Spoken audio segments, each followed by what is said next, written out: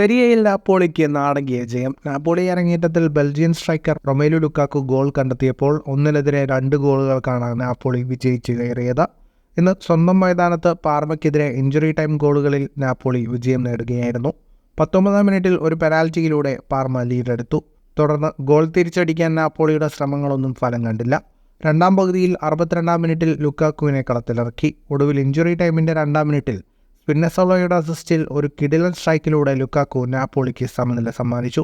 4 minute പിന്നീട് മുൻപ് നെരസിൻ്റെ ക്രോസിൽ ഹെഡറിലൂടെ പന്ത് വലയിലെത്തിച്ച് ആൻഗ്യൂസ നാപ്പോളിയുടെ വിജയം പൂർത്തിയാക്കി. മത്സരത്തിന് കണക്കുകളിലേക്ക് വരുമ്പോൾ 55% ബോൾ പൊസിഷൻ നാപ്പോളിക്കായിരുന്നു. 29 ഷോട്ടുകളാണ് നാപ്പോളി ആകെ തോർത്തത്. 7 ഷോട്ട് ഓൺ ടാർഗറ്റ്, 460 പാസുകൾ, 85% കൃത്യതയോടെ നാപ്പോളി പൂർത്തിയാക്കി.